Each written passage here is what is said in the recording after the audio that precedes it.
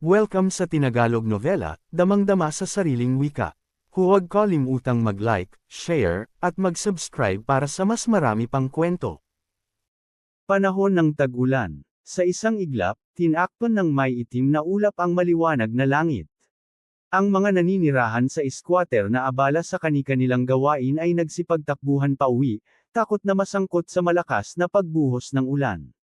Mabilis na nag-ipon at kumalat ang tubig ulan sa mga lansangan ng squatter, halos lamunin ang marurupok na bahay.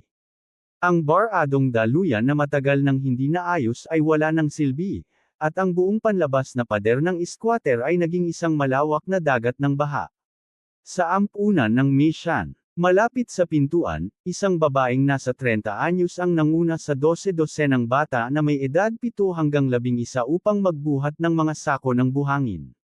Inilatag nila ang mga ito sa harap ng pintuan upang pigilin ang rumaragas ang tubig baha. Mas mahigit, Direktor, halika at tumulong.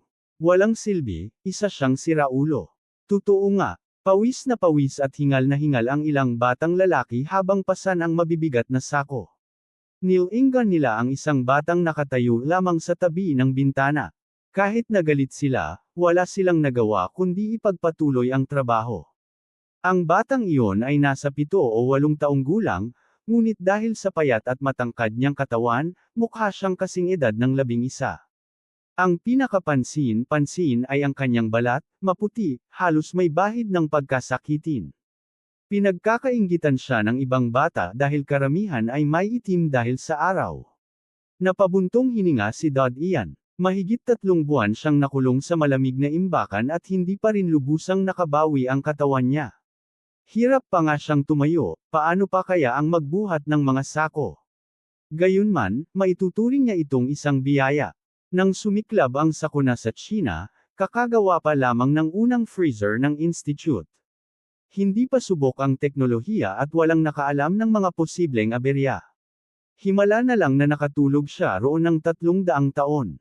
Subalit hindi siya masaya. Siya'y nakaligtas, ngunit ang kanyang mga magulang at kapatid na babae ay naiwan upang harapin ang bangungot ng sakuna.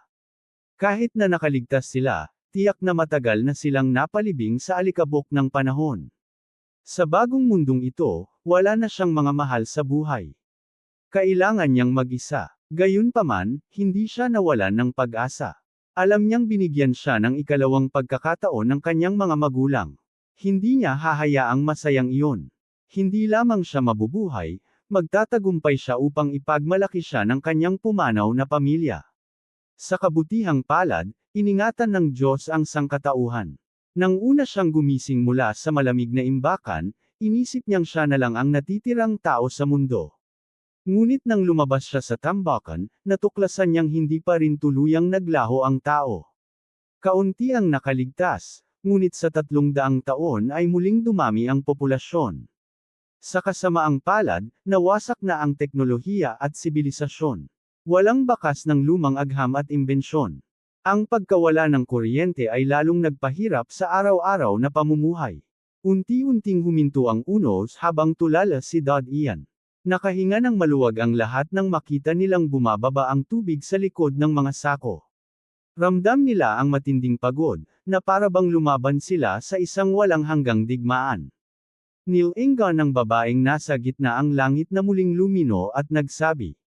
Mas mahigit, maghanda na kayong kumain sa kantina. Nagningning ang mga mata ng mga bata sa salitang, kain. Nawala ang kanilang pagod at mabilis na nagsipag-ayos, nagsuot ng mga sapatos na yari sa damong may wax, at pumila ng maayos. Mas mahigit, din, tara na at kumain. Ito'y sabi ng batang 7 taong gulang na si Barton habang tinatapik ang balikat ni Dod Ian. Isa siya sa iilang mabait sa loob ng ampunan. Dahil hindi marunong magsalita ng bagong wika si Dod Ian, inakala ng lahat na siya'y siraulo, kaya isinama siya sa grupo ng mga batang may diferensya. Dalawa ang uri ng mga bata sa ampunan, yaong iniwan ng kanilang mga magulang, at yaong may kapansanan o deformidad. Tahimik na sumama si Dod Ian kay Barton. Napansin ni Barton na nakasuot na pala ito ng magaan na berdeng sandalyas na gawa sa kakaibang damo. Ang damong ito, na may natural na wax, ang nagsilbing proteksyon laban sa nakalalasong ulan. Maingat silang tumawid sa makitid na batong daan. Kahit mababaw lang ang baha, maaaring magkasakit ng malubha ang sinumang mahulog. Sa kantina, agad na inangkin ng mga malulusog na bata ang magagandang upuan. Sina Dod Ian, Barton, at iba pang may kapansanan ay sanay na sa sulok, nakaupo sa mga batong nakapatong.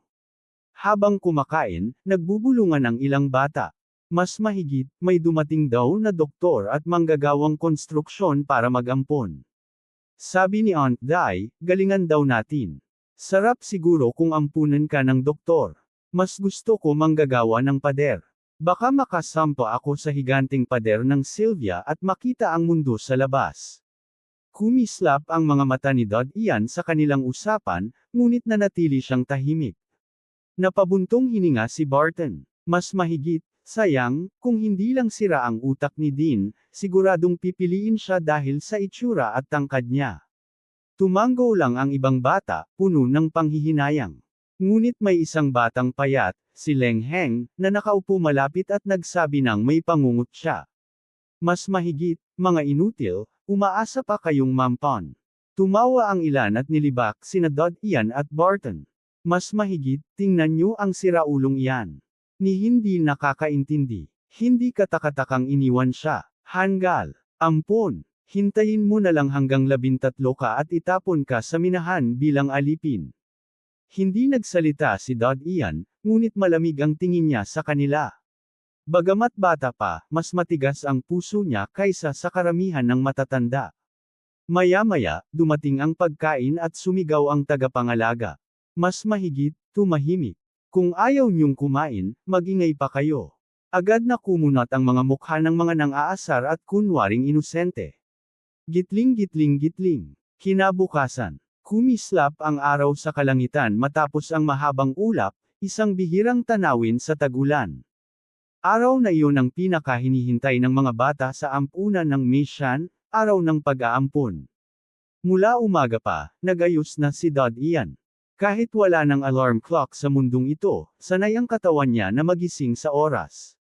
Niligpit niya ang higaan at naghugas ng mukha gamit ang malinis na tubig mula sa balon. Habang inaayos ang kanyang damit, napansin niya ang isang lilang panyo na nakatupi roon. Nabigla siya at naalala ang gabing dinala siya sa ampunan ng isang batang babae. Madilim ang paligid noon kaya hindi niya nakita ang mukha nito. Ngunit alam niyang tanging mayayaman lamang ang may kakayahang gumamit ng ganoong klaseng tela. Itinago niya ang panyo at lumabas na. Alam niyang kung hindi siya maaampon bago mag-13, ipapasa siya ng ampunan sa Mission Chamber of Commerce bilang libreng manggagawa sa minahan, habang buhay hanggang sa mamatay sa pagod. Kaya buong pag-asa, pumila siya kasama ng ibang bata. Lahat ay bagong palaygo, malinis ang damit, at nakapila ng maayos. Isa-isang lumapit ang mga matatanda upang suriin ang mga batang maaaring ampunan. At nang makita nila si Dod Ian, matangkad, maputlang parang nyebe, at may kakaibang karisma, napatingin silang lahat. Hindi nila inaasahan na sa isang ampunan sa squatter, may makikita silang ganoong klaseng binhi. Marami ang natukso. Napansin agad ng ibang mga bata ang pagbabagong ito. Isang maliit na batang babae na 8 o 9 na taong gulang ang agad na nagsabi. Siya si Dean. Lagi siyang parang tulala at hindi nakakapagsalita. Sana huwag niyo pong ikasama ng loob. Bata pa siya, ngunit ang malupit na kapaligiran ay nagpilit sa kanya na mabilis maging tuso at matalino. Wala siyang ipinakitang inggit, bagkus ay itinuro lamang ang kapansanan ni Dod Ian na parabang tumutulong. Sa isang banda, iyon ang pinakamatalinong hakbang. Oo, mga tito at tita, totoo po. Hindi talaga siya nakakapagsalita. Agad na sumang-ayon ang ibang bata. Si Barton at ang ilang mga batang may diferensya na kasama ni Dod Ian ay nabigla nang marinig nila ang sinabi ng batang babae. Walang nakahulan na babanggitin niya iyon. Napangiwi si Barton, ngunit hindi siya naglakas loob na ipagtanggol si Dod Ian dahil baka masama ang tingin sa kanya ng mga tita at tito. Tumingin din si Dod Ian sa batang babae. Medyo nagulat siya. Sa nakalipas na 3 buwan sa ampunan, nagkaroon siya ng magandang impresyon dito. Isa siya sa kakaunting kabilang sa hanay ng mga normal na bata na tila mabait at may mabuting puso. Lalo na itong si Lisa, napakabait niya. Pati ang mga batang may depekto tulad ni Barton ay madalas siyang purihin ng palihim. Dahil dito, tanda ni Dad Ian ang kanyang pangalan, Lisa. Ngunit ngayon, napagtanto niyang masyado pa siyang inosente.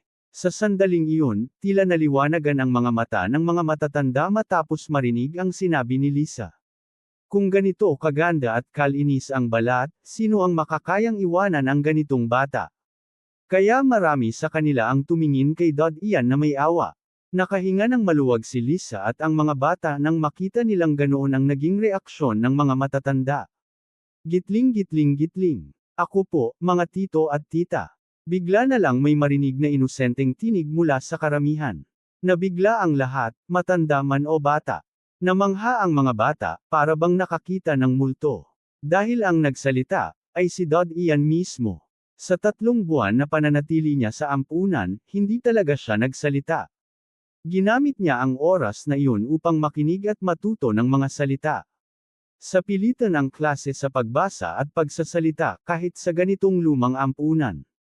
Kaya kahit hindi siya nakikihalubilo, natuto siyang magsalita sa pamamagitan ng pakikinig. Dahil dito, akala ng lahat ay pipi siya. Minsan, kinakausap pa siya gamit ang mga senadoryas at galaw. Kaya nanahimik na lamang siya, at natuwa pa siya roon. Wala po akong problema, mahinang sabi ni Dad Ian sa kanyang batang tinig. Hindi niya direktang sinabing nagsisinungaling si Lisa. Wala nang silbi para gumanti ng ganoon. Nagulat ang mga matatanda. Napatingin sila kay Lisa, at pati mga kasama niyang bata at mga tagapamahala ay halatang hindi rin alam. Nagkunot ang noo ng ilan sa mga matatanda. Isang matipunong lalaki ang nagtanong. Kung ganun, bakit mo itinago na marunong ka palang magsalita? Isa sa mga bawal sa pag-aampon ay kung ang bata ay tila mapanlin lang. Walang gustong umampon ng batang may tusong pag-iisip. Ngumiti si Dad Ian at kalmadong sumagot. Hindi ko po sinadya. Talaga lang po akong mahiyain. Dahil hindi ako nagsasalita, inisip nilang pipi ako. Dahan-daang lamambot ang titig ng mga matatanda. Alam nila na karamihan sa mga ulila ay nagiging mahiyain at tahimik dahil sa kanilang kalagayan. Pero kahit mahiyain ka, siguradong may nakarinig na rin sa'yo kahit minsan, hindi ba? Tanong ng isang babae na may halong duda. Agad na sumabat si Aunt Di, hindi hinayaang makasagot si Dad Ian. Sa kaso ng batang ito, mahilig siyang maglinis. Kaya inilagay namin siya sa sariling silid. Kaya wala siyang masyadong nakakausap. Nagulat sina Barton at ang iba pang bata. Wala namang ampunan na nagbibigay ng sariling silid sa isang bata. Mabilis na naunawaan ni Dad Ian. Alam niyang kagaya rin ito ng mga ampunan sa nakaraan, tinatakpan nila ang mga kahinaan ng bata para tumaas ang tsansa na mampon. Kung malaman ng mga matatanda na 3 buwan pa lang siya doon, tiyak na wala nang gustong kumuha sa kanya. Dahil lahat ng 7 taong gulang ay may alaala ng tunay na mga magulang, maaaring hanapin pa nila ang mga ito paglaki. Napansin din ni Dad Ian na tila gustong magsalita ni Lisa at ng iba pang mga bata. Pero tinapunan sila ng masamang tingin ni Aunt Di, kaya agad silang napatigil.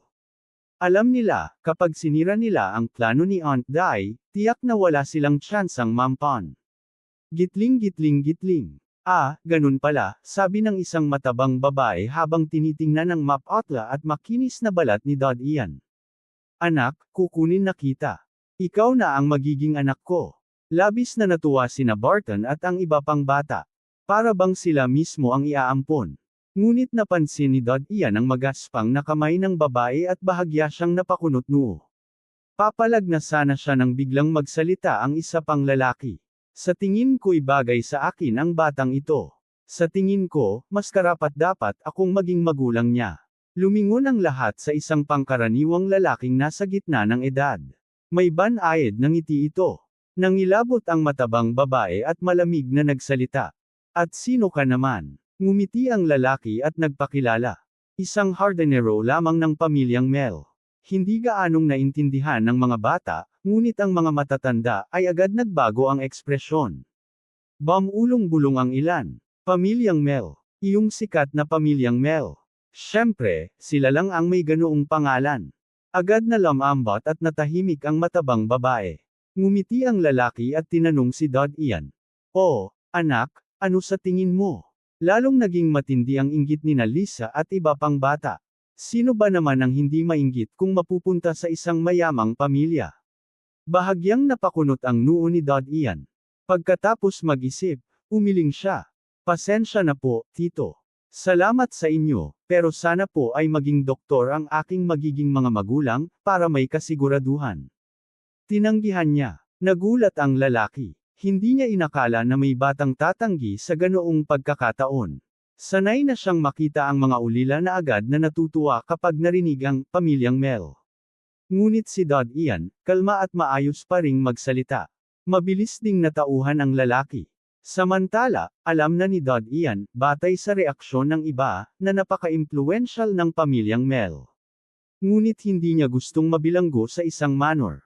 "Doktor," biglang nagtanong ang isang dalagang nakasuot ng kulay abong damit kay Dod Ian, "Anak, isa akong doktor.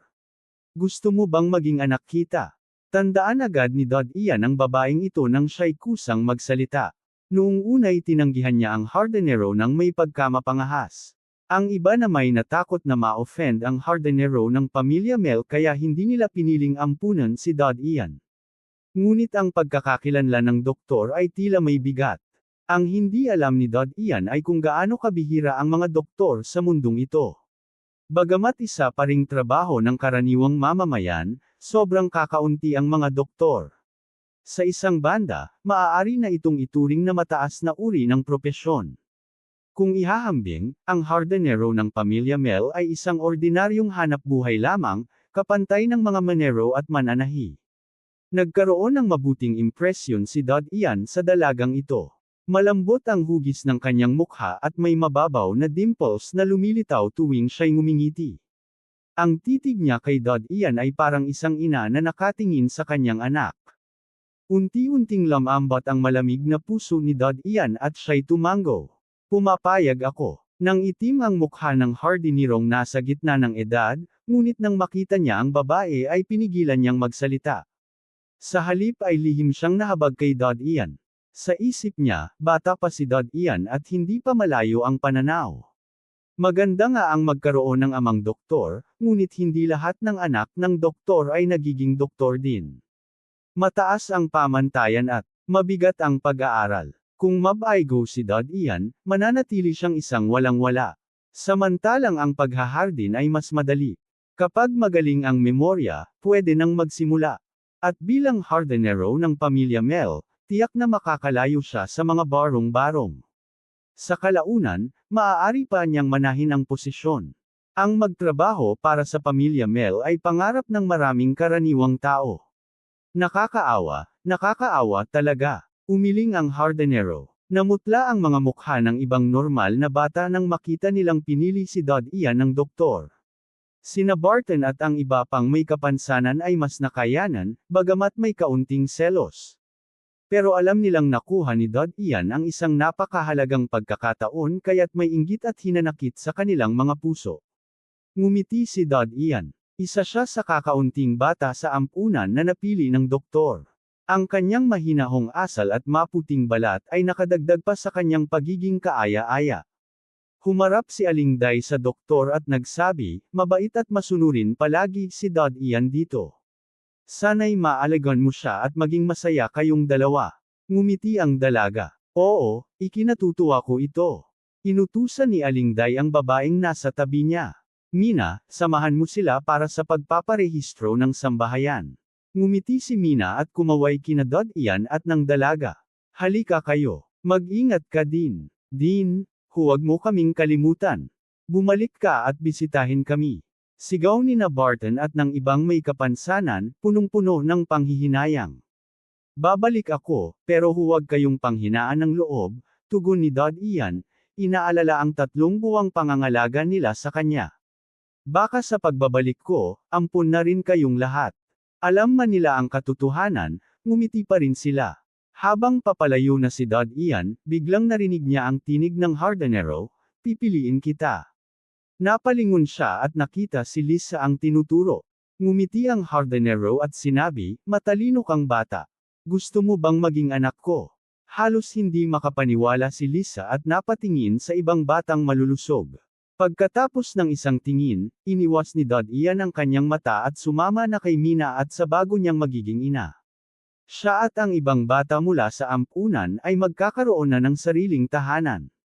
Marahil hindi na sila muling magkikita. Gitling-gitling-gitling. Ang proseso ng pagpaparehistro sa ampunan ay napakasimple. Una, tinitiyak ang pagkakakilanlan ng magulang na mag-aampon. Pangalawa, ang trabaho ng mag-aampon upang mapatunayan ang kakayahang suportahan ang bata. Mahalaga ang mga ito upang matukoy kung pasado ba ang mag-aampon sa pamantayan ng batas. Kung walang trabaho o mababa ang sahod, hindi maaaring mag-ampon. Pangatlo, kailangang pirmahan ang kontrata upang opisyal na kilalanin ang relasyon bilang magulang at anak. At higit sa lahat, kailangang magbayad. Sa mundong ito, ang pag-aampon ang pangunahing pinagkakakitaan ng mga ampunan. Noon, sapat na ang kontrata. Ngayon, para na rin itong pagbili ng produkto, legal nga lang. Hindi pa nakakita si Dad Ian ng pera ng bagong mundo. Nakita niya ang makapal na bungkus ng berdeng papel na may larawan ng higanteng pader ng Sylvia. Tila ba buong lungsod ay nakabalot sa pader na iyon. Habang binibilang at iniaabot ng kanyang ina, ang pera kay Mina, naging malinaw sa kanya ang lahat. Kaya pala napakadaling tanggapin ang mga bata sa ampunan, sapagkat pagkaraan ng ilang buwan, ibebenta rin sila. Napabuntong hininga si Dad Ian. Sa wakas ay naunawaan niya ang kaibahan ng bagong panahon sa dati, survival of the fittest. Makibagay o magigiba. Matapos ang bayaran at pagpirma ng kontrata, hinaplos ng dalagang doktor ang buhok ni Dad Ian. Habang nakatingin sa kayumanggi niyang mga mata, alam ni Dad Ian na siya lamang ang taong maaari niyang pagkatiwalaan mula ngayon. Tahimik siyang nagsalita, "Pwede ko ba kayong tawaging Tia Ju?" Sandaling naguluhan si Jura. Sumabat si Mina, "Huwag mong baluktutin ang patakaran. Ina mo na siya ngayon. Maging mabuti kang anak at huwag mong sirain ang pangalan ng aming ampunan." Ngumiti si Jura at muling hinaplos ang buhok ni Dad Ian. "Pwede mo akong tawaging Tia Ju hanggat hindi ka pa sanay." Uminit ang pakiramdam ni Dad Ian at mahina niyang sabi, "Salamat po." Lubos siyang nagpapasalamat sa kabaitan ng babae dahil alam niyang mula ngayon, ang kanyang buhay at kamatayan ay nasa kamay ng kanyang amang ina. Narinig na niya mula sa ibang bata na sa mundong ito, legal para sa magulang na patayin ang kanilang anak. Ngumiti si Jura. "Umuwi na tayo para makita mo ang bago mong tahanan." Gitling-gitling-gitling. Sa tahanan ni Jura, ang mga nakatira sa lugar na iyon ay pawang may mga ordinaryong trabaho, ngunit ibang-iba ang kapaligiran kumpara sa barong-barong na kinasanayan ni Dad Ian. Mas sariwa ang hangin at wala na ang mabahong amoy ng mga barong-barong. At kahit sa malaking lugar na ito, kabilang sa mas mataas na antas ang pamumuhay ni Jura. Doble ang halaga ng lupa dito kumpara sa Hilaga kung saan naroon ang mga barong-barong, dahil mas malapit ito sa komersyal na distrito sa timog. Ang mga nakatira sa komersyal at militar na lugar ay yaong may malaking kayamanan o kapangyarihan. Ang presyo ng lupa roon ay napakataas, hindi kayang kitain ng karaniwang tao kahit buong buhay. Bawat distrito ay may mataas na pader na naghihiwalay. Bumubukas lang ang mga tarangkahan ng Sylvia isang beses kada araw. Ang tarangkahan ng mga residente sa timog ay hindi nakatapat sa tarangkahan ng barong-barong sa Hilaga.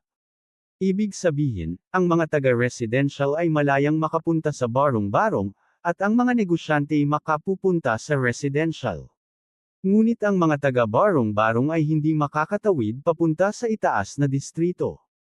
Ang kanilang katayuan ay sobrang mababa para makalapit sa ganoong lugar. Please subscribe Tinagalog Novela. Maraming salamat po. Kinuha ni Jura ang isang bungkus ng susi at binuksan ang pinto. Sinimulang obserbahan ni Dad Ian ang silid, alam niyang dito siya titira sa mga darating na araw. "Dean, pasok ka," wika ni Jura mula sa likod ng isang maliit na pintuan ng aparador. Lumitaw siya bigla, may hawak na pares ng pambahay na sapatos na yari sa cotton na tila tinutokso siya. Nagulat si Dad Ian, ngunit nakahinga rin ng maluwag. Isa ito sa mga kondisyon ng pag-aampon, ang kasal. Halika, dadalhin kita para makapaglinis ka, malambing na sabi ni Jura. Inakala ni Dad Ian na makakaligo siya ng maayos, ngunit agad siyang nabigo. Ang ginawa lamang ni Jura ay basain ang tuwalya sa maligamgam na tubig at pinunasan ang kanyang mukha at braso. Ganoon din ang paraan ng paliligo sa ampunan. Gayunman, mas malinaw at mas malinis ang kulay ng tubig dito. Hindi alam ni Dad Ian na kahit ang mga maharlika sa mundong ito ay gumagamit lamang ng ganitong tuyong paglilinis. Pinaniniwalaan ng mga tao na nakakasama ang tubig sa katawan at nagpapahina ng resistensya. Kahit ang mga aristokratang sobra sa pag-aalala sa kalusugan ay naliligo lamang 1 o 2 beses sa isang taon. Pagkatapos malinis, binigyan si Dad Ian ng bagong kasuotan bilang pamalit sa kanyang mga basahan, habang ipinapakita ni Jura ang iba't ibang bahagi ng kanilang tahanan. Gitling-gitling-gitling. Habang siya'y nagmamasid, walang anumang kagamitang makabago o teknolohikal sa loob ng bahay, ni simpleng orasan ay wala. Ang tanging bakas ng lumang panahon ay isang kwentong pambata mula pa sa panahong medieval sa Europa, bago pa man naimbento ang steam engine. Habang inaalala niya ang nakita nitong nakaraang 3 buwan, lalo niyang pinagtibay sa kanyang puso na ang sibilisasyon sa mundong ito matapos ang sakuna ay tila nasa antas pa lamang ng panahon ng tanso. Saka pa lang, natututo ang mga tao sa paggamit ng metal. Mula rito, nagsimulang mabuo ang ilang ideya sa kanyang isipan. Gitling-gitling-gitling. Muling dumilim ang kalangitan sa dapit hapon. Ang malamig na hangin ay tila nagbabadya ng muling pagbuhos ng ulan. Nag-aalala si Jura na baka matakot si Dad Ian sa dilim kaya maaga siyang nagsindi ng lamparang delangis. Napapangiti siya tuwing nakikita ang mukha ng bata na tinatanglawan ng kumikislap na apoy. Uulan na naman. Kumusta si Uncle? Tanong ni Dad Ian habang nakatanaw sa bintana. Ngumiti si Jura sa pag-aalala ng bata at sumagot, maraming trabaho si Uncle nitong mga araw kaya hindi siya makakauwi ngayong gabi. Gutom ka na ba? Ano ang hapunan? Mabuting bata. Ipapalasa ko sa iyo ang luto kong ito. Siguradong magugustuhan mo, sagot ni Jura nang may kumpiyansa. Gitling-gitling-gitling. Sa isang iglap, lumipas ang 1 buwan. Nakilala na ni Dad Ian ang bago niyang ama, si Gray. Isa itong matangkad at payat na lalaki, nasa kalagitnaang edad. Payak ang anyo ngunit mabait ang ugali. Isa siyang mananahi sa propesyon. Ang makinang punahi sa bahay ay kanya. Dahil papalapit na ang itim na nyebe, inuwi niya ang makina mula pabrika sapagkat walang pampainit doon. Napag-usapan na nila ni Jura ang tungkol sa pag-aampon. Gayunman, nagulat si Gray sa kakaibang gandang asal ni Dad Ian nang una silang magkita. Bukod sa pagiging tahimik at mahiyain, agad niya itong nagustuhan. Gitling-gitling-gitling. Isang gabi ng malakas na ulan, nagising si Dad Ian na naiihi. Dahan-dahan siyang nagsuot ng sapatos at binuksan ang pinto. Habang dumaraan sa kwarto ng kanyang mga magulang, narinig niya ang kanilang mga boses. Ang gabi na, bakit hindi pa sila natutulog? Bulong niya sa sarili. Biglang bumilis ang tibok ng puso ni Dad Ian. Ang mga dingding ng bahay ay manipis at hindi pumipigil ng ingay. Narinig niya ng malinaw ang pag-uusap sa loob. Sigurado ka bang gusto mong gawin ito? Ani Jura na halatang nag-aalinlangan. Alam kong nahuhumaling ka na sa batang ito. Sa totoo lang, ako man. Hindi ko rin kayang iwan siya. Pero bihira ang ganitong pagkakataon. Kung magugustuhan siya ng pamilyang Avril, makakalipat tayo sa lugar ng mga negosyante at makakahanap ng mas magandang trabaho. Kung malungkot ka pa rin, maaari tayong mag-ampon ng isa pa. Napakagandang pagkakataon nito. Hindi pera ang iniisip ko. Kapag dinala siya sa pamilya Avril at tumanggi siyang magsalita, baka apihin lang siya. Dalawa lang ang uri ng tao sa mundong ito. Minsan, nakita ko ang isang doktor na pumasok sa isang malaking pamilya pero ginawa lamang siyang utusan at. Sandaling natahimik si Gray bago nagsalita muli. Jura, alam mong ulila lamang siya mula sa mga squatter. Kahit hindi natin siya ampunan, mapupunta rin siya sa iba bilang alipin. At ang pagiging lingkod sa pamilya Avril ay inaasam ng marami. Pero, desidido na ako. Wala nang puwang para pagtalunan pa ito. Muling bumalot ang katahimikan. Sa tapat ng pinto, nakayuko ang maliit na figure. Mariin niyang pinisil ang kanyang kamao bago ito dahan-daang binitiwan. Para siyang bangkay na bumalik sa sarili niyang kwarto, nakalimutan pa ang pagpunta sa banyo. Habang nakikinig sa patak ng ulan na bumabagsak sa labas, nakaupo siya sa kama. Mabigat ang kanyang dibdib. Sa loob ng isang buwan, marubdob siyang inalagaan ni Jer at iyon ay tumimo sa kanyang puso. Hindi niya akalaing mababasag ang lahat ng iyon sa isang iglap. Para bang tinutuya siya ng mundo at ibinabalik siya sa kawalan. Nakaramdam siya ng matinding pag-iisa. Naisip niya ang kanyang magulang na mahigpit ngunit mapagmahal, at pati ang kapatid na babae na palagi niyang kinukurot sa tainga. Bakit? Bulong niya habang halos maluha. Pinisil niyang muli ang kanyang kamao, at unti-unting bumuo ng isang ideya sa kanyang isipan.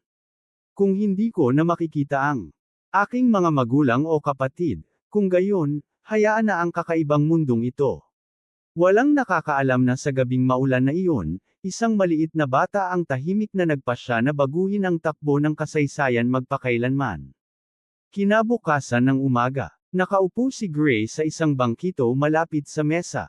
Hawak niya ang diaryong pang-residensyal na ipinadala ngayong umaga. May mga impormasyon ito tungkol sa mga balita sa iba't ibang bahagi ng kapitbahayan, gayon din mga patalastas ng mga pabrika na naghahanap ng manggagawa. Abala si Jer sa kusina, naghahanda ng almusal. Inilapag niya ang pagkain sa mesa, gaya ng nakasanayan. Nagising si Dod Ian nang tumunog ang kanyang biological clock. Tinupi niya ang kanyang higaan, naghugas ng mukha at nagtungo sa kusina. Bati niya ang mag-asawang Jer ng simpleng, magandang umaga, at naupo sa mesa upang magsimulang kumain. Inilapag ni Jer ang bahagi ni Dod Ian sa harap niya. Habang tumitikim si Dod Ian, nakangiti siyang nagtanong. Kamusta ang lasa? Medyo maanghang, sagot ni Dod Ian. Mahilig ako sa maanghang. Mabuti naman, ngumiti si Jer. Ibinaba ni Gray ang dyaryo at tumingin kay Dod Ian. Dean, napili na ng tiyahin mo at ako ang mapapangasawa mo. Kaya dapat ay handa ka ngayong araw. Magbihis ka ng maayos dahil may makikilala tayo. Dahil sa kahilingan ni Dod Ian, pansamantalang tinatawag siyang tiyo at tiya ni Gray at Jer. Matapos ang nangyari kagabi, nakapagsangga na ng emosyon si Dod Ian. Nagkunwaring inosente at walang alam, itinanggi niya. Ano po ang ibig sabihin? Bulong ni Jer kay Gray. Kita mo, sabi ko sayo, bata pa si Dean. Maaari pa tayong maghintay ng ilang taon. 13 ang legal na edad ng pag-aasawa, malamig na tugon ni Gray. Ipakasal muna natin siya. Walang masama kung maaga. Natahimik na lamang si Jer. Dadalin ka namin sa isang magandang ate, sabi ni Gray kay Dod Ian. Magandang pagkakataon ito. Gawin mo ang lahat para makuha ang kanyang loob, upang makakain ka ng masasarap na pagkain araw-araw, makapagsuot ng magagandang damit, at hindi na magugutom. Naiintindihan mo. Talaga, gagawin ko. Sagot ni Dod Ian, tila masaya at nagulat. Napangiti si Gray. Mabuti, mabuti. Ang bait ni Dean. Sige, kumain muna tayo. Natapos silang lahat sa pagkain. Nagpakita si Dod Ian ng matinding pagkagustong makilala ang sinasabi, kaya't nakahinga ng maluwag si Gray. Halika, Dean. Magsuot ka ng bagong damit, dala ni Jer si Dod Ian sa aparador kung saan may nakahandang itim na Amerikana, pulang kurbata, at may kantab na sapatos. Pagkasuot niya, kumislap ang mga mata ni Gray at Jer. Ang mapatlan niyang balat at maitim na mga mata ay nagbigay ng marangal na dating. Napakagwapo. Masayang sabi ni Jer. Tuwang-tuwa si Gray. Mahusay, Tara na. Gitling-gitling-gitling. Pagkalabas nila, dumating ang isang karwaheng may gintong palamuti at puting bandila na may ukit na bulaklak, ang sagisag ng angkang Avril.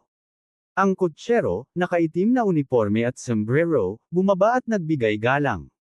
Ginoo at Ginang Gray, hinihintay na kayo ng aming dalaga. Agad na napuri ni Gray habang pinapapasok sila. Huwag na nating ipaghinti si Binibining Ivy, napakabastos naman. Napansin ng kutsero si Dod Ian at saglit na namangha, ngunit agad ding ngumiti. Gitling gitling gitling. Habang bumabaybay ang karwahe, nakamasid si Dod Ian sa mga gusali at tao sa paligid. Karamihan ay namamangha sa marangyang karwaheng kanilang sinasakyan. Nanahimik sina Gray at Jura, takot na baka marinig ng kutsero at makarating sa Avril.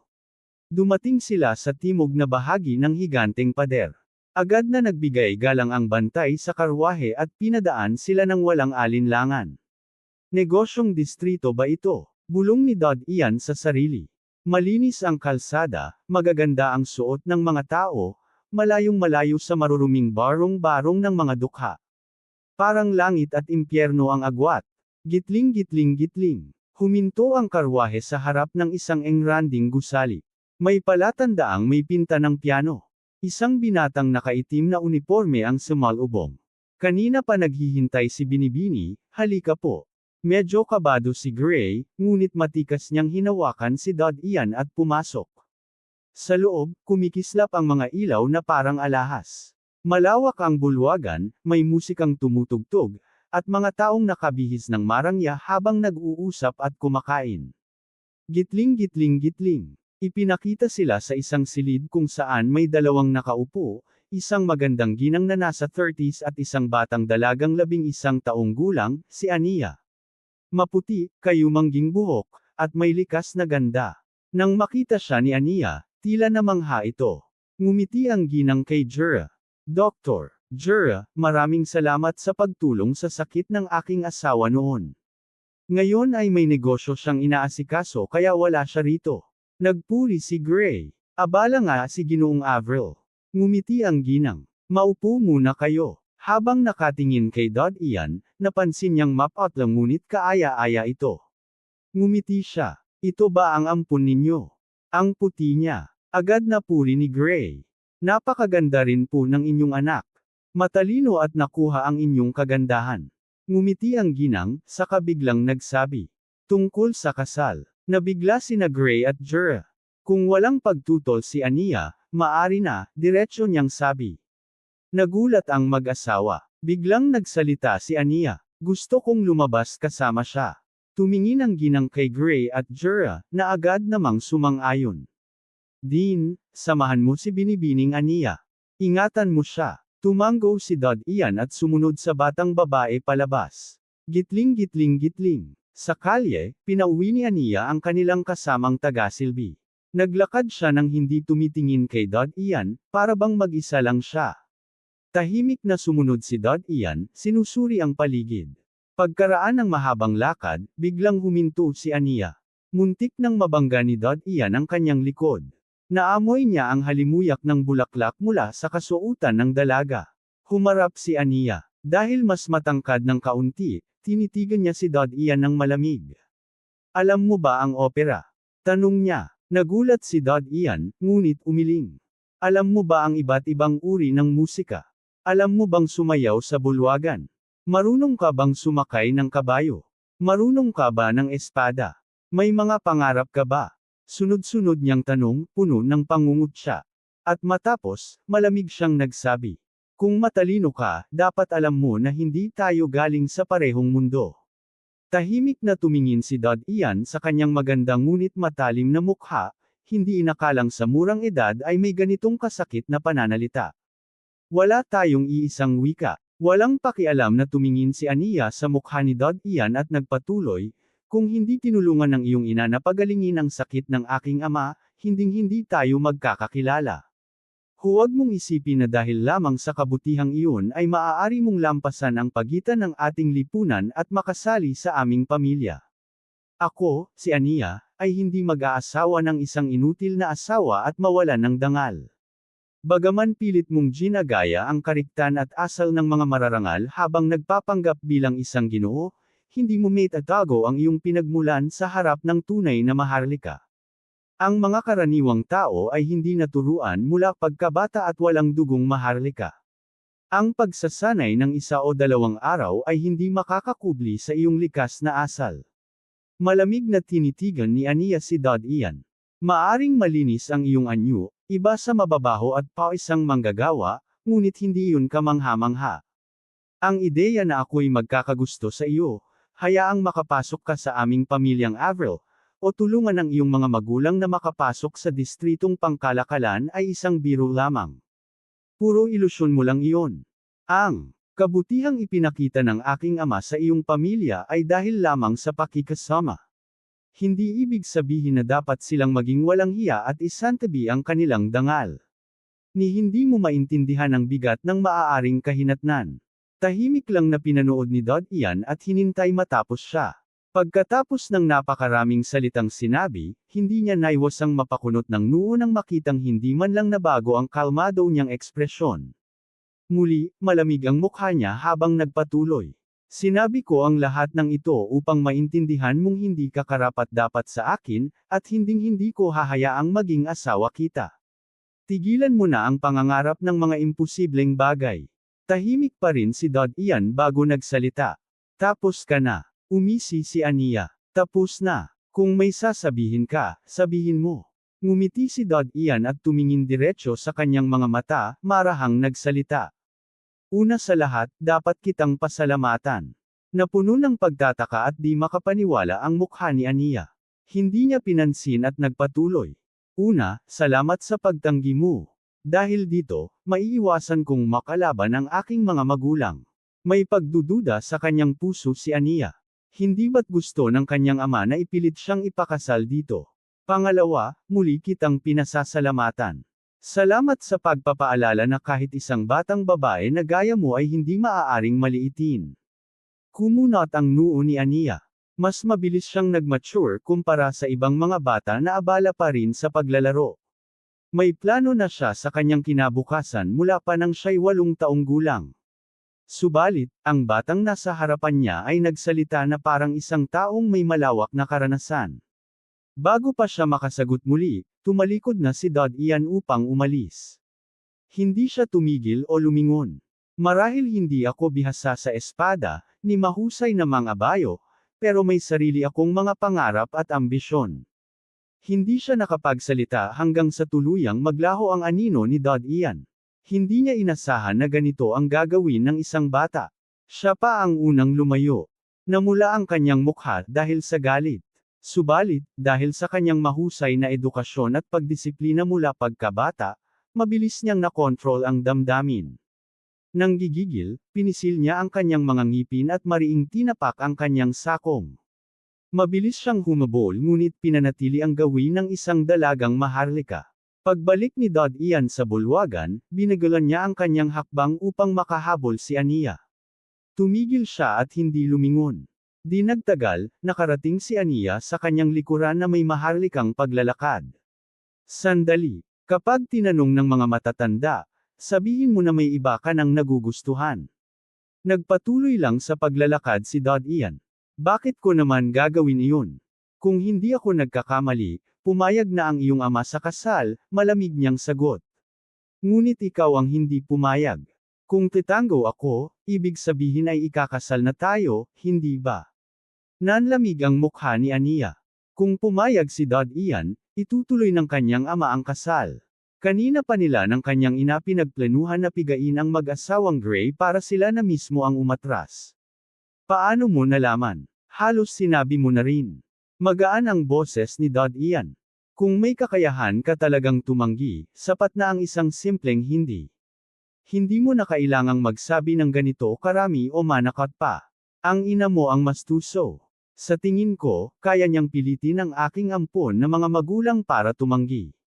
Nanlaki ang mga mata ni Aniya. Parang binasa ni Dod iyan ang plano nila ng kanyang ina. Parang kita ng batang ito ang lahat. Ngunit hindi siya nagsisi. Matapos ang sandaling katahimikan, nagsalita siya muli. Kung tatanggi ako, natatakot akong lumapit ang iyong mga magulang sa aking ama. Umiling si Dod iyan. Hindi, basta tumanggi ka na sa kasal na ito, tapos na. Napakasimple sana. Pero pinalala mo pa. Paano mo naman nalaman? Kunot noo si Aniya, inis sa kumpiyansa ni Dod iyan. Sobra mong tinatansya ang tapang nila at minamaliit mo ang kanilang kamalayan sa sarili, paliwanag ni Dod iyan. Hindi kumbinsido si Aniya, pero wala siyang pagpipilian kundi magtiis. Bakit hindi mo nalang sabihin na may ibang babae kang gusto? Tanong ni Ania. Hindi ba't isang maharlikang babae ka? Hindi mo ba nauunawaan na kaya mong tumanggi, pero ako hindi? Tugon ni Dod Ian habang nakatitig sa kanya. Napangiti si Ania, tila nakapag-isip. Sa pagtanggi ko, gusto mong isipin nila na hindi ka lamang karapat-dapat sa akin, upang hindi sila magalit sa iyo. Alam ni Dod Ian na nakita niya ang kanyang plano, pero hindi siya nahiya. Gayunman, sinabi ko na ang dapat mong gawin. Wala akong posisyon para tumanggi, kaya isipin mo na lang ang magiging bunga. Matapos magsalita, nagtuloy-tuloy na siyang lumabas nang hindi inintay si Ania. Ikaw, tinitigan lang ni Ania ang kanyang likuran. Mariin niyang tinapak ang kanyang paa at sumunod papasok ng mansyon. Maligayang pagbabalik, binibini. Nakahinga ng maluwag ang alila na nakaitim na Amerikana nang makita silang dalawa. Nakangiti ang kanyang mukha. Tunay ngang si Ania ay isang maharlika. Ilang hakbang lang ang lumipas, at ang kanyang galit ay napalitan na ng katahimikan. Isang karwaheng may watawat na puting bulaklak ang dumaan mula sa distrito ng Kalakalan patungo sa tirahan. Bumaba ang pamilya ni Dod Ian mula sa karwahe at pumasok agad sa bahay. Tiningnan ni Jer ang mukhang mapanglo ng asawa. Hawak ang kamay ni Dod Ian, binuksan niya ang pinto. Napakapayak na dahilan. Hayag na ayaw nila sa ating pagkatao. Mga maharlika, puro hapokrito. Sa loob ng bahay, ibinuhos ni Gray ang galit sa kanyang puso. Agad na sabat ni Jura. Mahinahon ka lang, huwag mong hayaang may makarinig. Napatahimik si Gray, nakaupong puno ng sama ng loob. Malaking kasalanan ang magsalita laban sa mga maharlika. Dean, umakyat ka na sa iyong kwarto at magpahinga. Siguradong pagod ka na. Tatawagan na lang kita kapag hapunan na. Wika ni Jura kay Dod Ian. Tinitigan ni Gray ang bata. Bahagyang gumalaw ang kanyang labi, ngunit wala siyang nasabi. Mabigat ang kanyang puso, subalit matapos ang ilang buwang magkasama, alam niyang mabuting bata si Dod Ian at hindi magsasalita ng anumang bastos. Siya na lamang ang sinisi ang sarili at ang kanyang asawa dahil sa sobrang taas ng kanilang pangarap. Tumango si Dod Ian at umakyat na sa kanyang kwarto. Pagkalipas ng 4 na mahabang buwan, natapos din ang tag-ulan at sumilip muli ang araw. Tinitigan ni Gray si Dod Ian na maagang nagising. Ngumiti siya at nagsalita, Dean, malapit nang magsimula ang mga paaralan. Gusto mo bang pumasok upang matutong bumasa at sumulat? Please subscribe Tinagalog Novela. Maraming salamat po.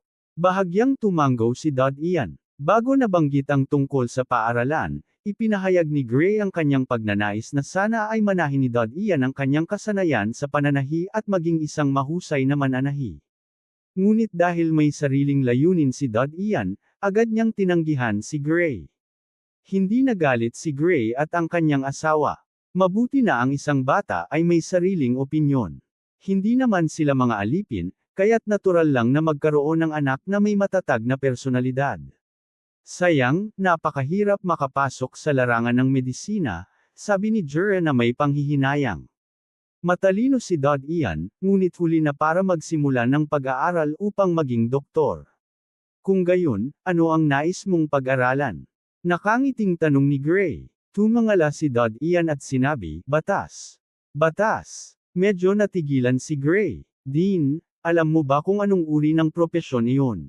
Tanong ni Jura. Alam ko. Isa ito sa 3 pangunahing sibilyang propesyon. Mas mataas pa ang prestihiyo ng mga abogado kaysa sa mga doktor.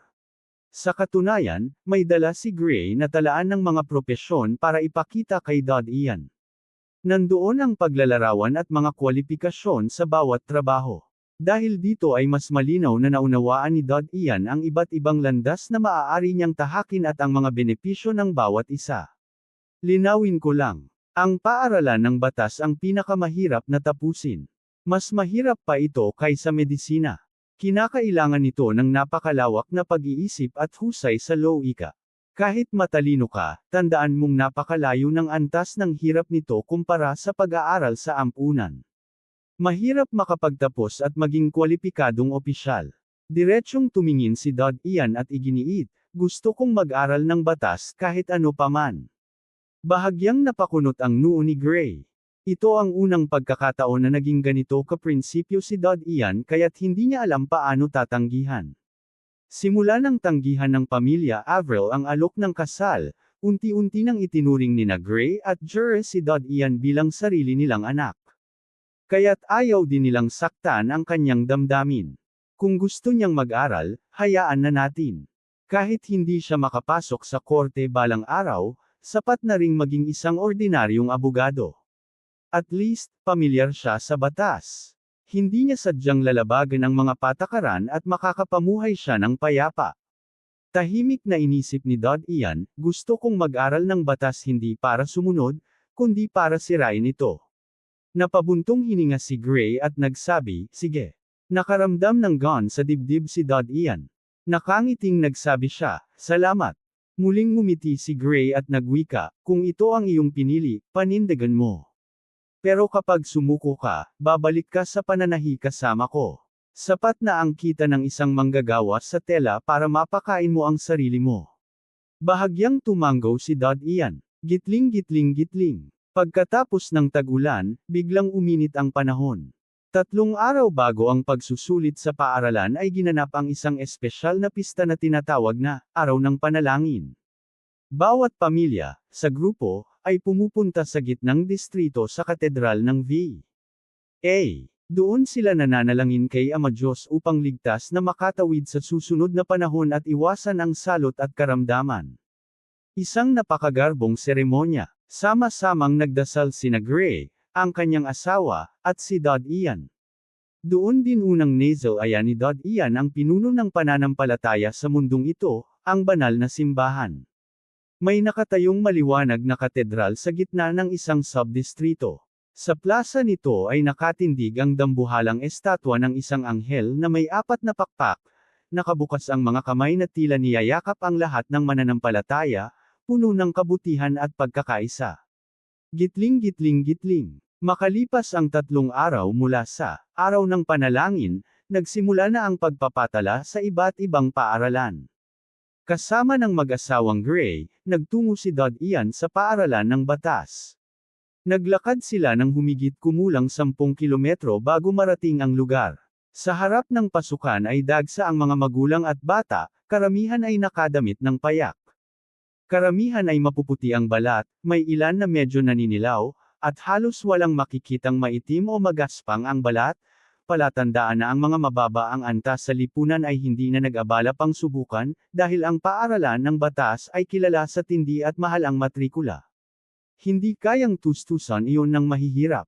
Narinig ni Dod Ian ang bulungan ng ibang magulang. Balita ko gusto niyang makapasok sa paaralan ng batas sa pamamagitan ng pagsusulit. Oo, pero kung hindi siya makalusot, baka pumasok na lang siya sa institusyon ng pananahi o sa Geological Institute.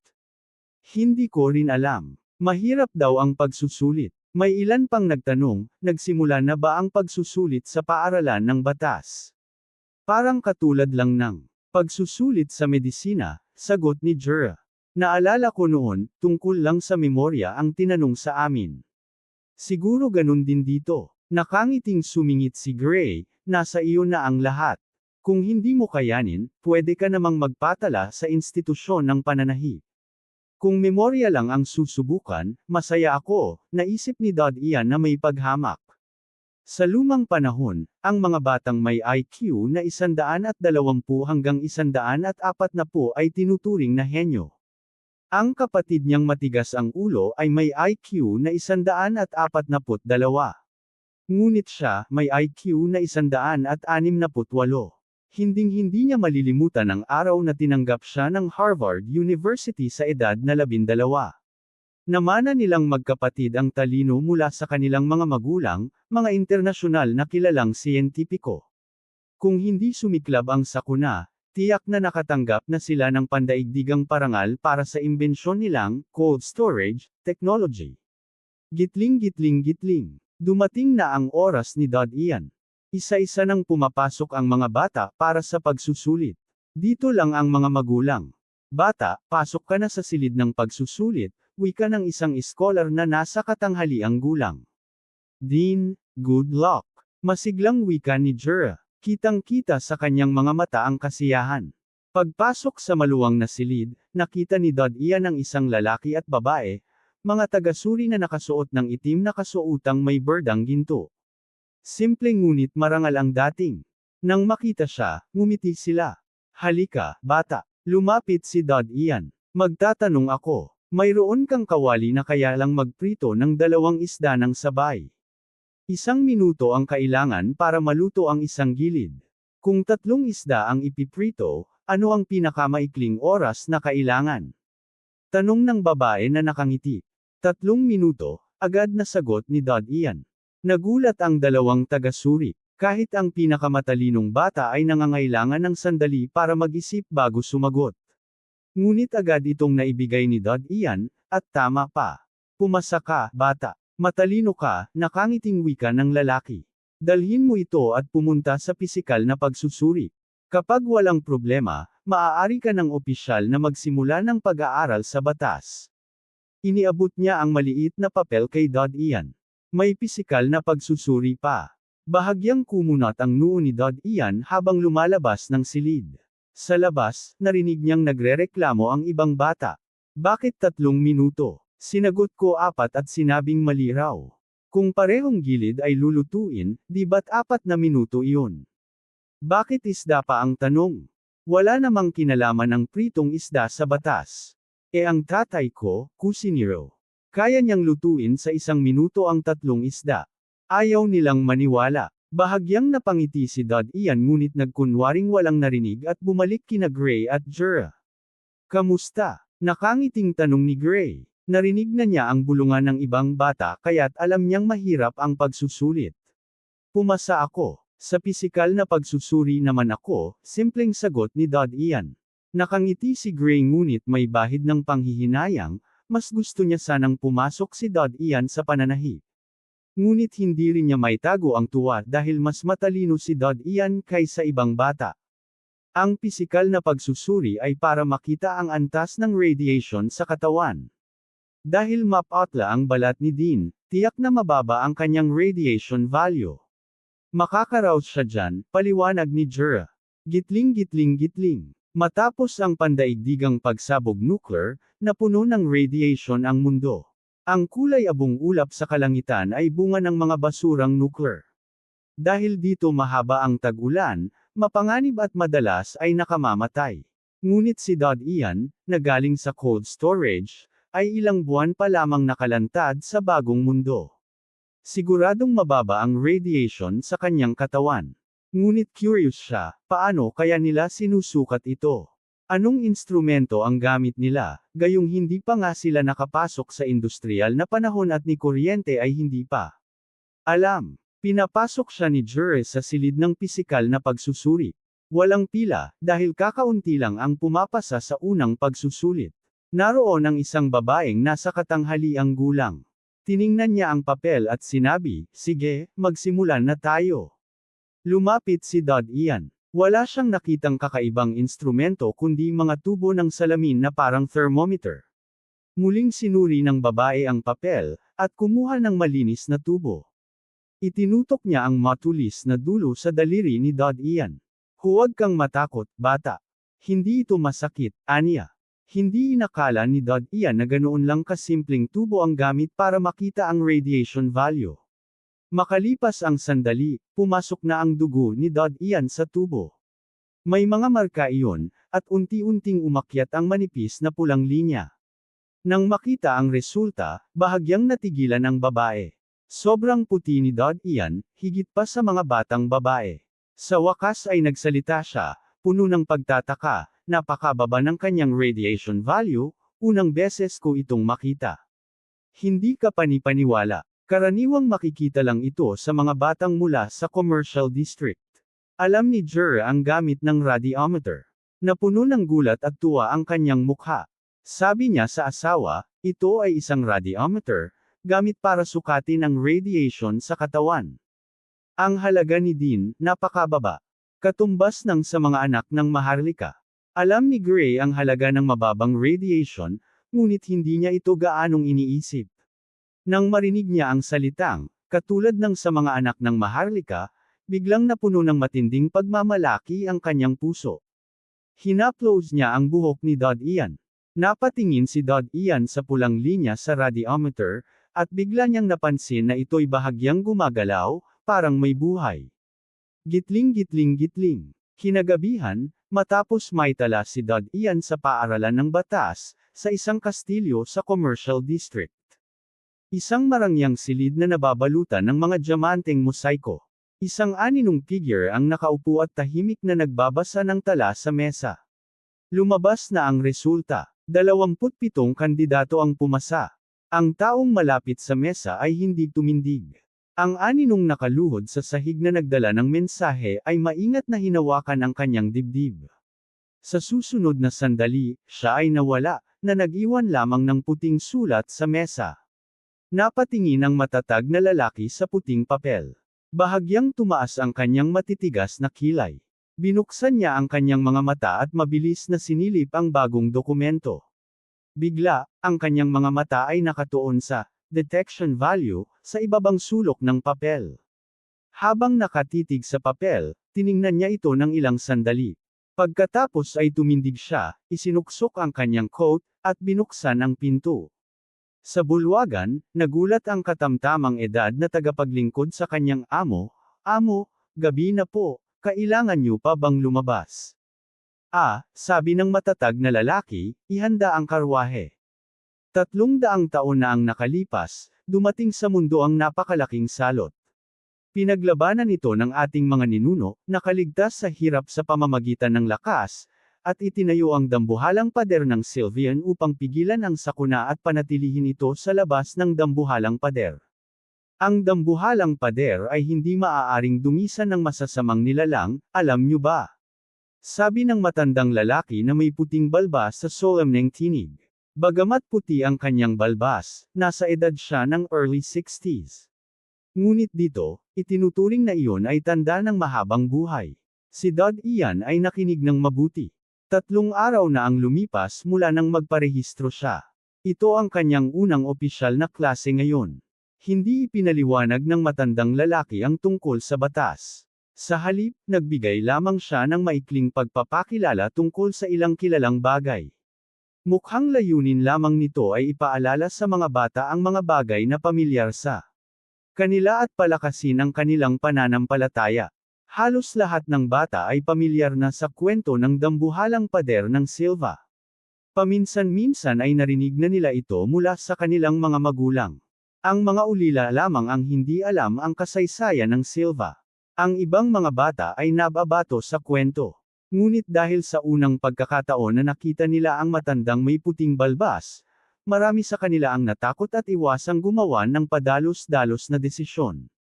Si Dod Ian naman ay tuwang-tuwa sa pakikinig sa matanda. Ito ang mga impormasyong pinakanais niyang malaman sa ngayon. Nang hindi pumasok sa mas malalim na paliwanag ang matanda, hindi maiwasan ni Dod Ian na itaas ang kanyang kamay at magtanong, "Guro, maaari niyo bang sabihin kung ano ang natural na sakuna?" Nagulat ang matandang lalaki at ang ibang bata. Walang nakakaasahang maging ganito katapang si Dod Ian. Nang ahas siyang magtanong, at higit pa rito, tungkol sa kilalang bagay. Marami sa kanila ang naguluhan at hindi maintindihan kung bakit nagtanong siya ng ganito. Tiningnan ng matanda ang seryoso at may pag-asa na mukha ni Dod Ian. Hindi niya matiis na pigilan ang sigla ng bata, ngunit dumaan sa isip niya, hindi ba't hindi sinabi ng magulang ng batang ito. Maraming natural na sakuna. Pagsabog ng bulkan, pagbaha, lindol at iba pa, sagot niya na may ngiti sa labi. Hindi sumuko si Dod Ian at nagpatuloy, "Iyon lang ba?" Tahimik sandali ang matanda, ngunit nagpatuloy, "Ang mga sakunang ito ay napakasama. Hindi ba ninyo narinig mula sa inyong mga magulang? Ang pagsabog ng bulkan ay sapat na upang pumatay ng walang bilang na tao. Ang madilim na ulap sa kalangitan ay sanhi ng pagsabog ng mga bulkan." Bahagyang nakasimangot si Dod Ian. Hindi siya nagsalita, ngunit ang kanyang puso ay nag-iisip. Dahil alam niya ang detalye ng sakuna na nangyari 300 taon na ang nakalipas. Hindi lamang ito simpleng natural na sakuna. Bagamat sinabi ng matanda na naganap ang iba't ibang sakuna, lahat ng ito ay sanhi ng mga pagsabog ng nuclear. Malinaw na hindi alam ng mga bata ang tunay na dahilan ng sakuna at may isang tao na pinigilan ang impormasyon mula sa loob. Marahil ang taong nagpipigil ng impormasyon ay napaka-impluwensyal na posibleng sila pa ang namumuno sa panahong ito pagkatapos ng sakuna. Guro, sabi ng nanay ko delikado sa labas ng dambuhalang pader. Kapag lumabas kami, mamamatay ba talaga? Isang medyo matabang bata na nakakita kay Dad Ian na nagtatanong ay nagtipon ng lakas ng loob at itinaas ang kamay. Tumingin ang matanda sa mga bata at nagsalita sa seryosong tono, "Oo, sa labas ng dambuhalang pader naninirahan ang mga demonyo at laganap ang salot. Kapag lumabas kayo, walang babalik. Dahil sa dambuhalang pader, makakaupo tayo ng maluwag dito para mag-aral at kumain ng bigas at gulay. Kailangan nating kilalanin at igalang ang dambuhalang pader. Ang abat ay tumutukoy sa taong nag-aaral ng batas. Tulad ni Dad Ian, ang mga batang ito ay nagsisimulang matuto ng batas. Kapag nakapagtapos at pumasa sa pagsusulit, maaari silang maging pari o abat. Ito ay napakasagrado at katumbas ng nobility. Hindi lamang sila makalalapit sa mga commercial at residential districts ng Malaya, kundi makakapasok din sa lugar ng pader. Ang demonyo at salot, nangulilay ang lahat ng bata sa takot. Kahit maliit pa sila, alam din nila kung gaano kasaklap ang dalawang ito. Ngunit may bahagyang kuryosidad si Dad Ian. Hindi niya natural na pinaniniwalaan ang sinasabing, mga demonyo. Ang mga pagsabog ng nuclear ang binyagan sa mundo. Marahil karamihan sa mga biolohikal na species ay nawala o nag-evolve. Ang paliwanag na ito ay ginawa lamang upang takutin ang mga bata. Siyempre, hindi lamang mga bata ang tinatakot kundi pati na rin ang mga adulto. Lalo itong nagpapalakas sa kanyang kuryosidad. Kamusta kaya ang mundo sa labas ng dambuhalang pader? Ano ang hitsura nito pagkatapos ng mga pagsabog ng nuclear? Naging parang virgin forest ba ito dahil wala nang nagdevelop? Oras na tapusin ang klase. Tumingin ang matandang lalaki sa hourglass at nagsabi. Nagsaya kaagad ang ibang bata.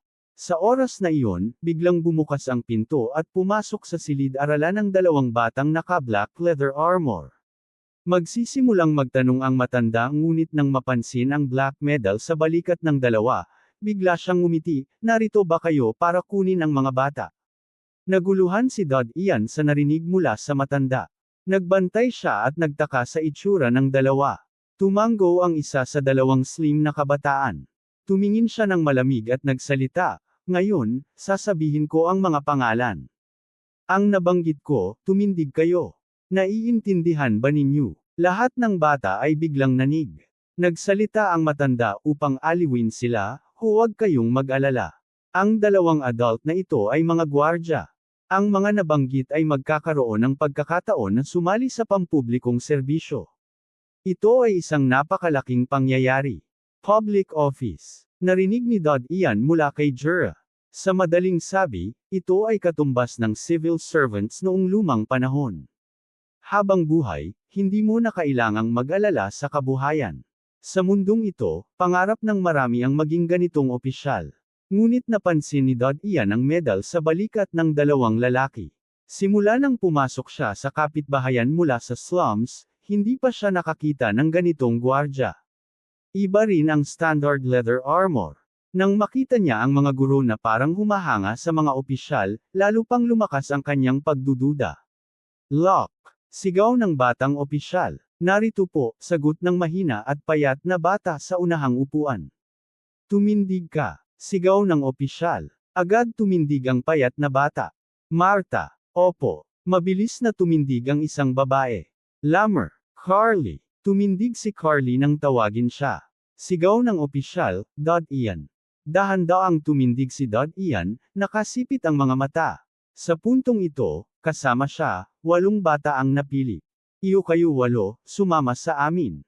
Tumingin ang batang opisyal sa maliliit na mata ni Dad Ian, malamig ang pananalita, at lumiko kasama ang kasama niyang naglakad palabas ng silid-aralan. Napansin ng puting balbas na matandang lalaki na hindi gumalaw si Dad Ian at ang iba pang 8, at mabilis na sinabi, ito ang inyong swerte. Marami ang gusto ang pagkakataong ito. Nang marinig ang kanyang sinabi, isang matangkad na bata, na namumukod tangi dahil sa taas, nang may tapang ay nanguna sa 8 at lumabas ng silid-aralan.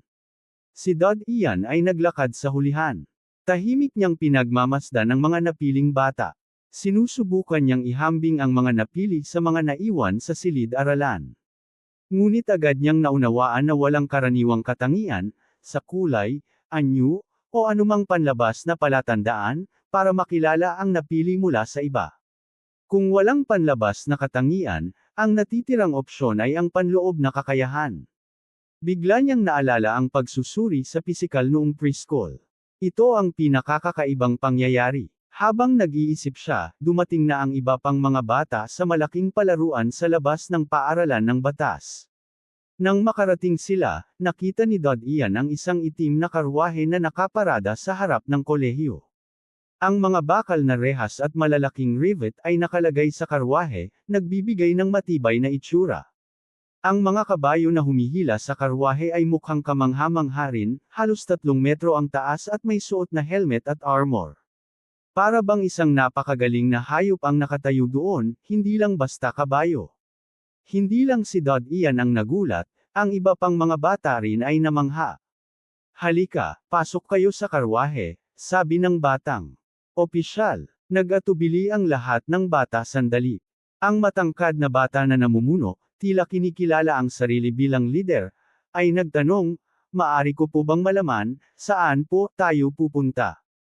Tumingin ang matulis na opisyal sa kanya ng malamig at sinabi, pasok ka na lang sa karwahe. Sa matalim na tingin ng opisyal, natigilan ang batang matangkad, nanginginig ang buhok at namutla ang mukha. Hindi na niya inulit ang tanong at maingat na umakyat sa karwahe. Sinundan siya ng iba, tahimik na pumasok sa karwahe. Napakaluwang ng karwahe, sapat para sa 8 bata. Umupo si Dod Ian sa isang sulok. Ang 2 batang katabi niya ay kitang-kitang tensyonado. Tahimik niyang pinagmamasdan ang harap ng karwahe kung saan nakatayo ang driver. Mas delikado ang mundo kaysa sa inaakala niya. Bagaman may batas, malinaw na may mga nilalang na kayang baliwalain ito. Tungkol sa karapatang pantao, sa lipunang feudal kung saan may serfs at aristokrata, pagkakapantay-pantay, at kalayaan, ay hindi bahagi ng karapatang pantao. Kaya ang maniwalang mayroong batas na susunod ang lahat ay labis na ilusyon. Mabilis na tumakbo ang karwahe palabas ng kolehiyo ng batas. Mabilis na lumipas sa kanilang paningin ang mga gusali sa magkabilang kalsada. Hindi nagtagal, nakita ni Dod Ian ang isang mataas na pader na may nakasulat na malaking salita. Marami na siyang natutunang salita mula sa mag-asawang Jure sa nakaraang ilang buwan, kaya alam niya ang ibig sabihin. Naalala ni Dod Ian, ito ang lugar ng tirahan na humahantong sa pader ng distrito ng Kalakalan. Pupunta ba sila sa commercial district? Napansin din ito ng ibang bata, at naalala ang puting balbas na guro. Ang tensyon sa kanilang puso ay napalitan ng pagkasabik at ang kanilang mukha ay napuno ng kasiyahan. Sabik ang bawat bata na makapasok sa aristokrasya at maranasan ang marangyang buhay sa distrito ng Kalakalan. Hindi nagulat si Dod Ian. Ang makalabas ng mga bata mula sa paaralan ng batas ay senyales na may malaking puwersa sa likod ng mga ito. Ang mahalaga ay ang kanilang layunin, mabuti o masama para sa mga bata. Di nagtagal, huminto ang karwahe sa harap ng isang kastilyo. Bumaba ang nakasuot ng itim na uniforme at binuksan ang pinto, bumaba. Sumunod ang lahat ng bata.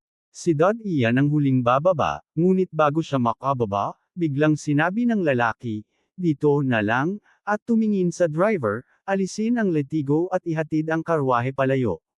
Naiwang 7 na lamang ang mga bata. Naramdaman ni Dod Ian ang pagkakawalang gabay. Bahagyang nagbago ang mukha ni Dod Ian, tumaas ang tibok ng puso niya. Binuksan niya ang kurtina ng karwahe at pinanood ang 7 bata hanggang sa nawala sila sa paningin. Matapos lumiko ang karwahe sa kanto, na-block na ang kanyang paningin. Tumingin siya sa opisyal na nakaupo sa bakanteng karwahe. Maraming kaisipan ang dumaan sa kanyang isip. Tumakas. Labanan. Halata, nakasalalay siya sa awan ng kabilang panig. Hindi nagtagal, huminto ang karwahe sa harap ng isang malaking mansyon. Malawak ito, may puting bakod, at maayos ang damuhan. May ilang hardinero na nagdidilig ng damo. Bumukas ang pinto, tiningnan siya ng batang opisyal. Ang malamig na mukha ay napalitan ng ngiti, ang batang ito, kalmado ka pala. Nagulat si Dod Ian sa ngiti at bahagyang nanginginig ang puso. Ngunit kumalma siya at agad na nagtanong, dahil ba ito sa radiation values? Parang nagbago ang tao sa harap niya.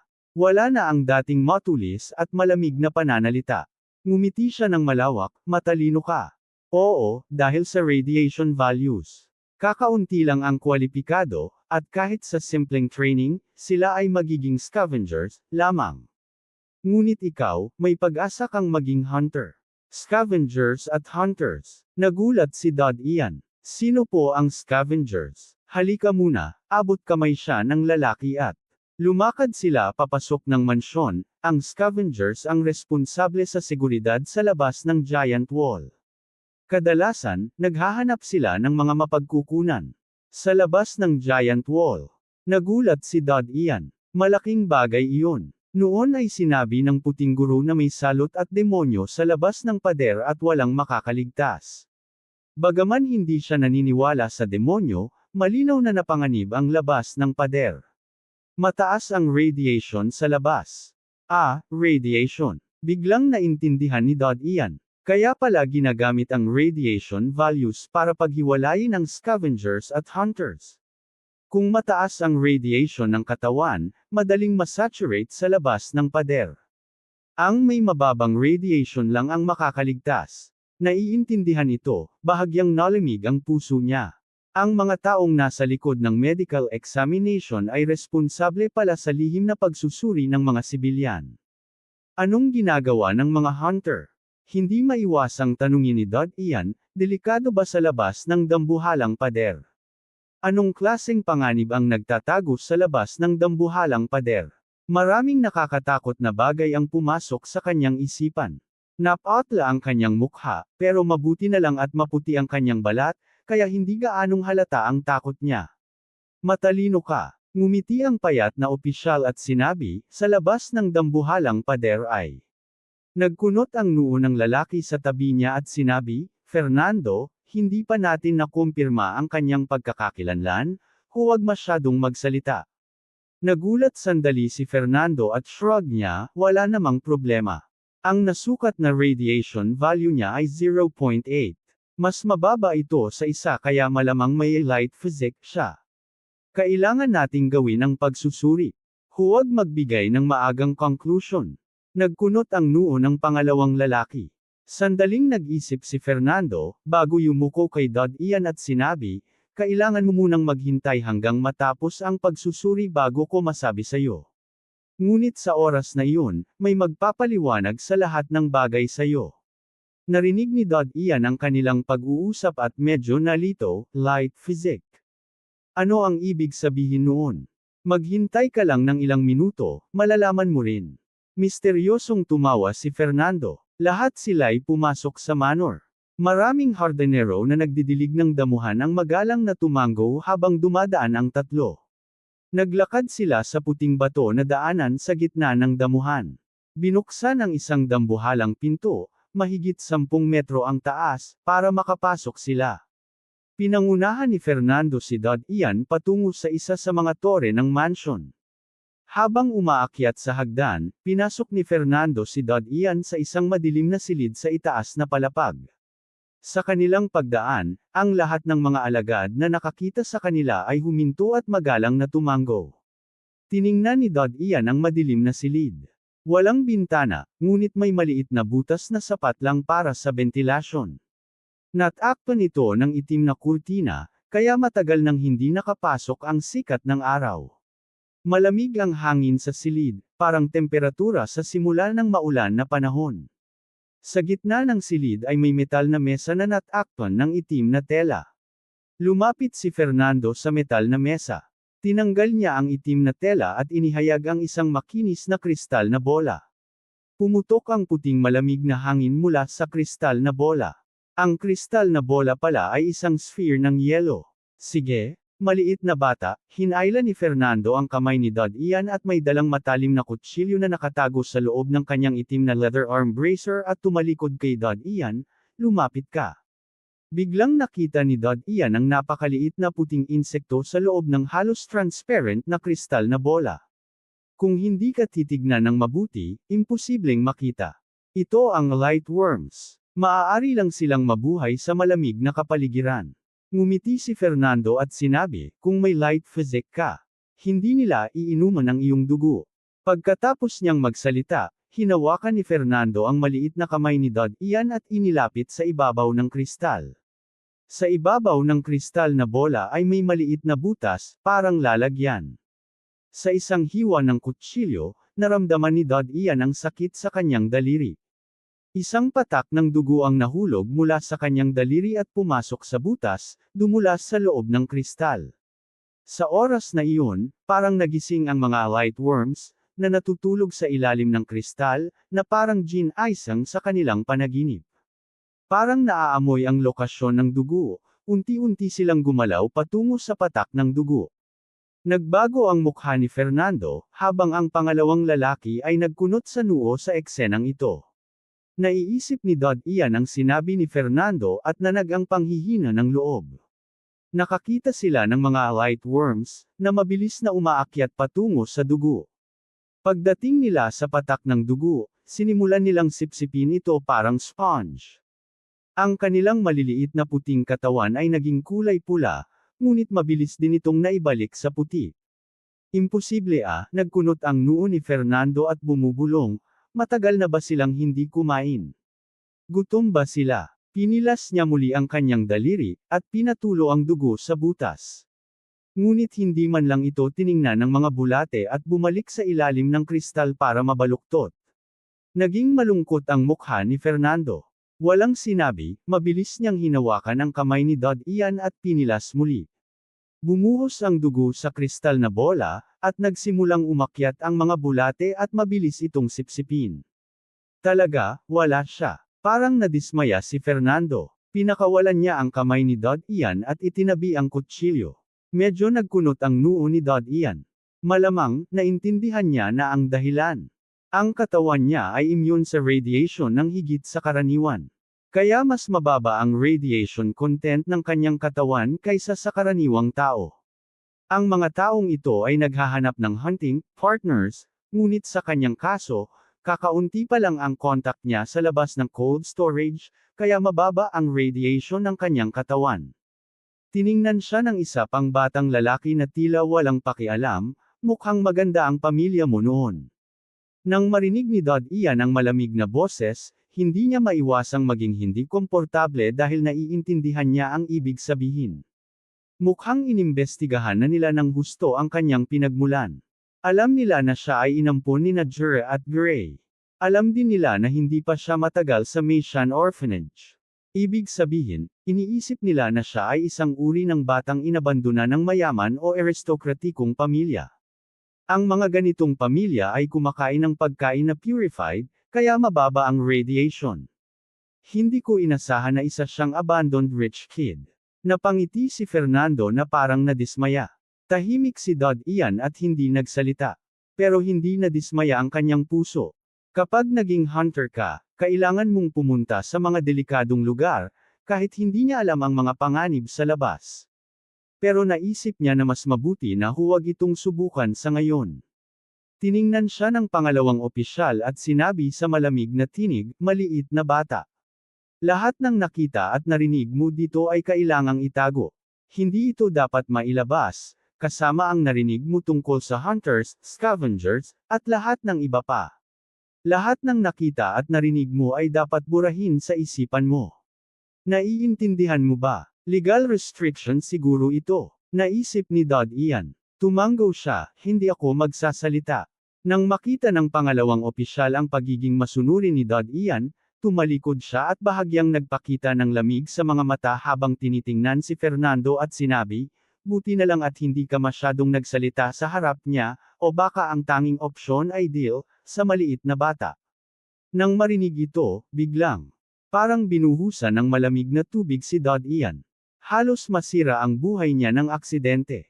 Ngayon ay sigurado na siyang hindi mapagkakatiwalaan ang batas. Kahit sinusunod mo ito ng eksakto, may mga kapangyarihan na kayang tapusin ang buhay mo basta-basta. Parang pribilehiyo nila iyon. Ang sitwasyon ay nagdulot ng takot, pero may kasabay ding matinding galit. Ang galit na ito ay dahil sa banta sa kanyang buhay at sa mga patakaran ng mundong ito na nababago ayon sa kalooban ng makapangyarihan. Dapat gumawa ako ng sariling patakaran. Aristokratikong pribilehiyo. Pribilehiyo ng hunter. Balang araw, wawasakin ko ang lahat ng ito. Mahigpit na pinilas ni Ian ang kanyang mga maliit na kamay. Hindi sila nagbigay ng pansin sa kanya. Marahil, nang malaman nilang wala siyang light physique, nawalan sila ng interes. Biglang lumitaw ang lamig sa mata ni Ian. Naging mas mature at mas ruthless ang kanyang isip, at lihim na nagpa siya sa puso na babaguhin ang kanyang kalagayan at magkaroon ng indirect life insurance sa lalong madaling panahon. Kung makasalubong siya ng katulad na sitwasyon muli, hindi sigurado kung makakaligtas siya. Kung mamatay siya sa ganitong paraan, paano niya haharapin ang mga magulang na nagbigay sa kanya ng second life? Hindi ako marunong gumamit ng baril, pero mukhang, pwede ang pulbura, naisip niya. Hoy! Napansin ni Fernando na may panghihinayang, umalis ka na, maliit na bata. Kung sakaling may makitang nagbubunyag tungkol sa amin sa kahit sino, pati na ang mga magulang mo, hindi mo masisisi kundi ang sarili mo. Please subscribe Tinagalog Novela, libre lang yan kaibigan, maraming salamat po.